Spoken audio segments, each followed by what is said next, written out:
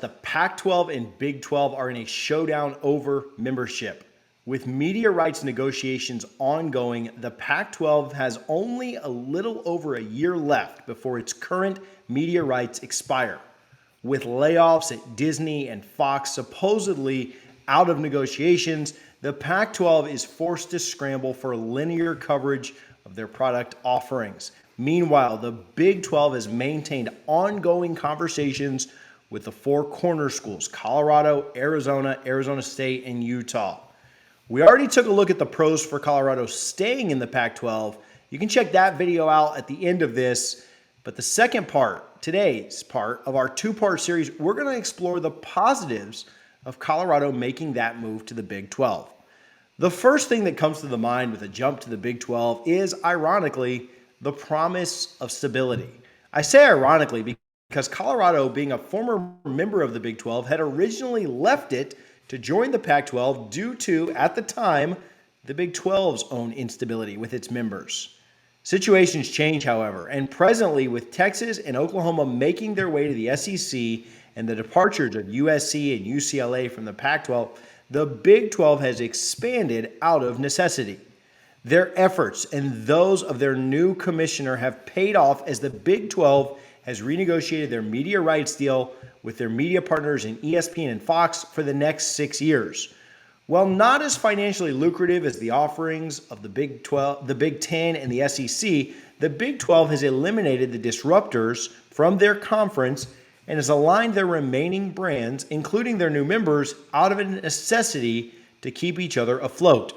It's the lack of lifelines being tossed to the remaining brands of the Big 12 from the SEC or the Big 10 itself that affords the Big 12 stability in this current phase of conference realignment. It's also what allows Brett Yormark to approach this phase aggressively. The desire to expand its own product offerings to enhance the overall profile of the Big 12 to media partners for the next round of media negotiations. The pitch to members of the Pac-12? Well, the Big 12 offers stability for the immediate future and the promise of either equal or greater revenue distribution than what the Pac-12 can offer, let alone an enhanced brand visibility thanks to its coverage on linear networks such as Fox and ESPN. Make no mistake about it. If the money was there to match what the Pac-12 is attempting to negotiate for their conference, there would be a media deal in place right now for the Pac-12, which its members would have already signed off on. The issue as well also lies in coverage. The money could be available with some combination of linear and streaming service, but how much coverage of the Pac-12 would need to settle with streaming services like Apple or Amazon? I can assure you, Apple and Amazon would not want to play second fiddle to NBC, ESPN, CBS, or anyone they're negotiating with in the position to offer a majority of monies to the Pac-12 in this current round of negotiations. Would the top football brands of the Pac-12, though, be all right with their Tier 1 games being broadcast exclusively on Apple Plus or Amazon? Something tells me that they would want their most high-profile games to be on linear networks. Could Amazon or Apple sell those games to highest bidders like ESPN or NBC? Sure. But again, that exposure then is directed to the linear network and not to a streaming service. It should be evident the conundrum of the Pac-12 that it finds itself in, and with every passing day, the programs that call the Pac-12 home have to consider the possibility that their commissioner might not be able to negotiate a media rights deal that everyone will be satisfied with. Do you want linear coverage? Well, the money you want isn't there, so you'll be making less than any other Power 5 conference. You want money? Well, all right, but a majority of your games will need to stream on Apple Plus. Hopefully, your brands bring enough eyeballs to those services for the next round of renegotiations.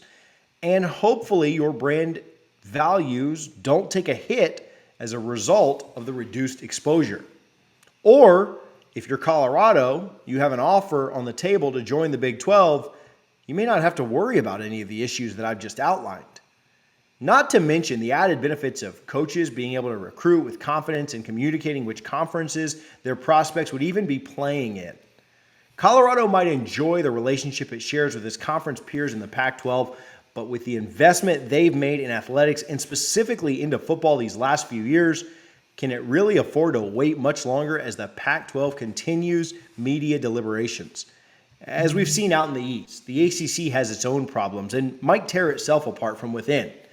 If that conference does indeed fall apart, and I'm of the opinion that the teams will be leaving that conference before 2036, let alone anytime in the near future, then realignment floodgates will burst open. There are tremendous brands that offer tons of value in the ACC, such as Florida State, Clemson, Miami, North Carolina, and Virginia, and I could go on. While the SEC and the Big Ten would get first rights, you can expect the Big 12 to jump all over brands that make sense for their footprint too. If I'm a program in the Pac-12, I need to assure myself a seat at the table in this round of realignment. Am I really confident the Pac-12 can offer me a seat?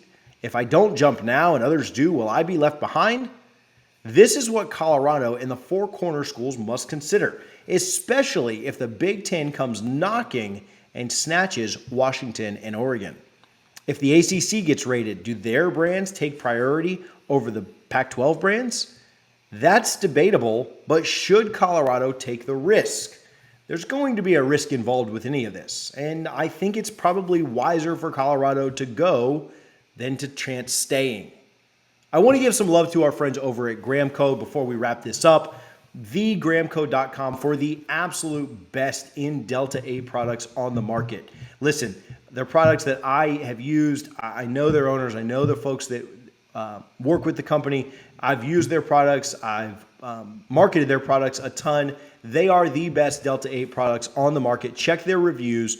Go to thegramco.com. Use code PRIMETIME, all one word, for vapes, pre-rolls, gummies. They've got a wake and bake coffee that is phenomenal. Go check them out today. Appreciate their support and their love for helping us on this channel and with this video sponsoring it today.